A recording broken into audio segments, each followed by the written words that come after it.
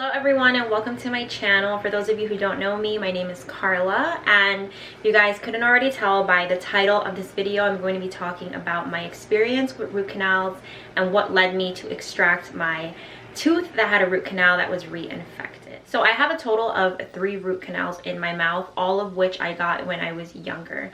Now, I recently got another root canal done on my front tooth because I had a car accident and the tooth was fractured, so I had to get a root canal in order to kind of revive the tooth.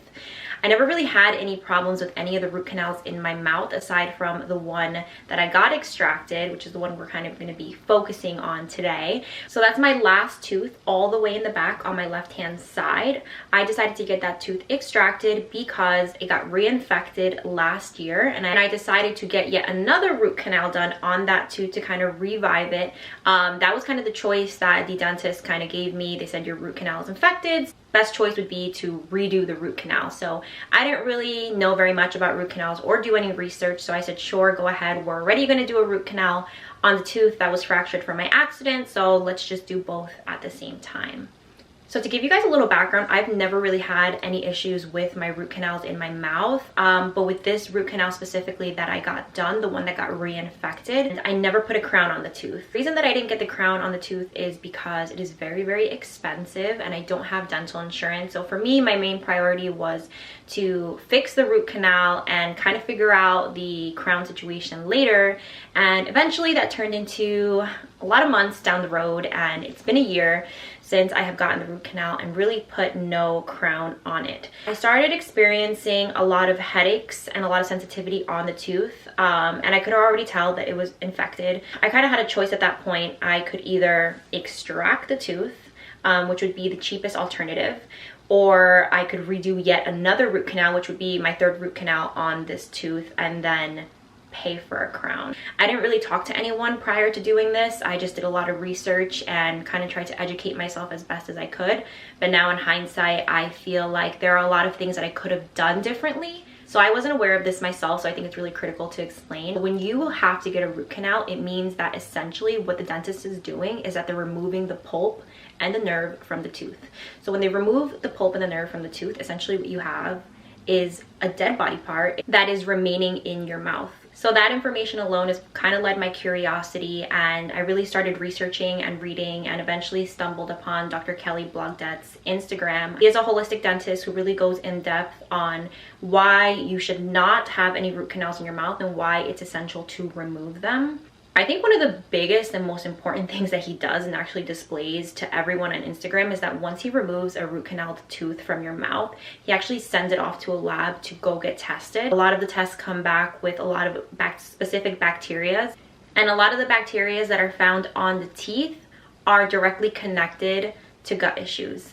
I have been suffering from gut issues for the past 2 years. Granted, this year it's been a lot better, but I have had pelvic bloating, I've had SIBO scares, I've had gastritis, and I've had a lot of different things happen with my gut health that could never really be explained by doctors. So I really started connecting all the dots from the root canal tooth, how it was reinfected, to my gut issues, to my brain fog, and I decided to extract my tooth because of that reason. I figured at this point I had really nothing to lose. So when I got my 2nd root canal done on the reinfected tooth last year, I actually had a little bit of a complication because they essentially use like a little tool to kind of clean the root canal and to remove the pulp. It's kind of like this little metal spike that they use, and I'm sure you guys that have gotten or had root canals know exactly what I'm talking about. The dentist that was doing the root canal, she was removing the pulp, cleaning it out, getting the infection out, and part of the metal spike broke and got stuck in my gum. I think that this is definitely not an easy choice to make, especially because I think that we do so much to preserve our teeth, especially when we're kids and as we get older. And to have to get a tooth extracted is a very, very hard decision. But I think that when your health is compromised and when you're experiencing symptoms like brain fog and gut issues that kind of interfere with your everyday life, sometimes it's just a decision that you have to make for yourself. Okay guys, here's some raw footage of my extracted tooth. As you can see at the top, there's visible blackness. That is pure infection. Don't worry, you guys are going to get a totally 360 view of the whole tooth, and you're just going to see that baby go all around. And it's really gross, I know. It's really nasty to know that the whole thing was just living in my mouth, but Another thing that's purely visible is the endodontic file that I was talking to you guys about. So basically when I got my second root canal, the file broke and got stuck. So there you go. It was just taking a jab away at my gums. So I realized that not only is there one endodontic file that was stuck in there, there were two. So really great to see. I'm totally kidding. This is actually really upsetting to see, but this just goes to show that the first time that I had my root canal done, which was over 10 years ago, the dentist didn't tell me that the endodontic file broke in my mouth. So I kind of had to figure that out the hard way once I got the tooth extracted this year. So now it's pretty clear to see that I had two files stabbing away at my gums. So this is why it's really, really important to find a specialist who is either going to perform your root canal, if that's the route that you want to take, or someone who's going to remove it for you.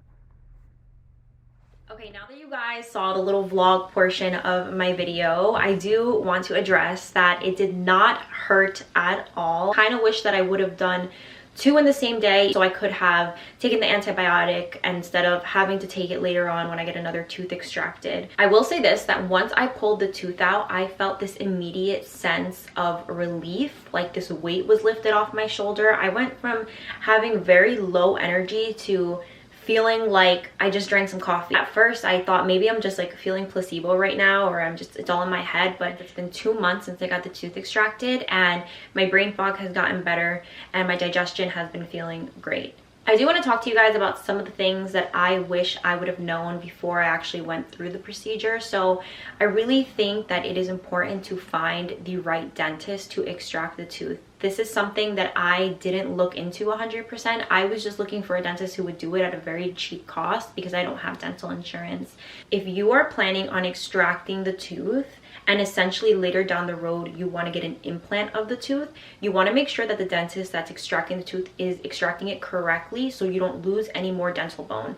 If you lose dental bone, or if they extract it aggressively in a way where dental bone will not continue to grow in that area, it will be impossible for you to get an implant later down the road. I didn't really think about that myself. I just thought he's probably just gonna pull it out and I can get an implant. Absolutely not. If you really, really want an implant, you need to make sure that whoever is doing it has a specific technique and is going to pull it out correctly. So I would suggest really doing some research. If I could have, I would have gone to Dr. Kelly Blogdet because he does specific things, and especially because he's a holistic dentist, he extracts and then he does specific treatments to encourage dental bone growth so you don't lose any after the procedure. So whether you get your tooth extracted by someone who has a special technique or if they don't, there are a few supplements that you do want to take that are going to encourage dental bone growth, and that's vitamin D, calcium, and vitamin C is very, very important as a natural form of collagen that's going to help you with dental bone growth. So I think that those 3 supplements are really, really helpful. I really started supplementing with those 3 things and I already see a lot of dental bone just growing back in. If you don't have dental insurance like myself, then removing a root canal tooth can range from anywhere from $150 to $500. I think it's really important to call a lot of places and do your research before you just pick any dentist and pay $500, because I paid $175, which is relatively cheap to extract a tooth.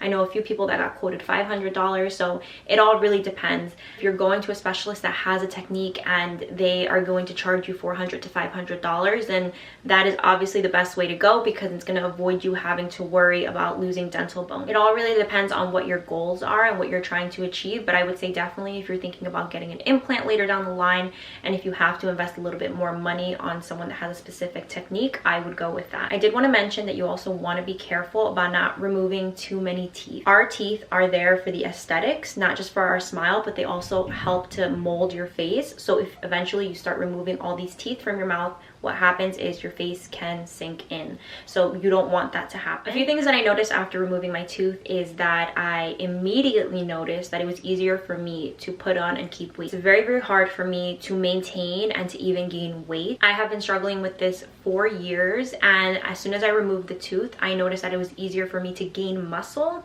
and to gain weight, which was a goal of mine because I was bulk eating while I was going through this whole process. And to make more of a difference throughout that time frame than before, when I was bulk eating throughout 6 to 7 months and not really seeing much changes in my weight, was just like, wow. So my brain fog has gotten slightly better, but it's not at 100%, and that's also because I have more root canal teeth in my mouth that I plan to extract. Aside from that, my digestion has been great, and I've noticed that a little bit of the pelvic swelling that I had on my lower stomach is completely gone. So before that, I want to say that my pelvic swelling was cured at maybe like 90%, and that is because I changed my diet completely. But now that I removed the tooth, the little swelling that I had left is completely gone. So for me, that is a big game changer, because that's something that I have been working on for the last 2 years. So to get the tooth extracted and to see that completely go down in 2 months is amazing. There are still a lot of things that I'm learning throughout this process. I just got the tooth removed 2 months ago, and there's still a lot of things that I'm implementing into my everyday just to see how I feel, to encourage dental bone growth, and to kind of decide where I want to go with this in the future. If I want to remove another tooth, who I want to do it with, if I want to get an implant. So I definitely encourage you guys to do your research on doctors, on pricing, on the benefits of removing a root canal tooth, how hazardous it can be to keep a root canal tooth in your mouth. I do encourage you guys to look into that a little bit more deeply, and please ask me any questions. I would love to help and would love to share any insight. And if this video was helpful to you guys in any kind of way, or if there's anything that you want to see, please let me know down below in the comments, and I will do my best to answer any question that you guys have.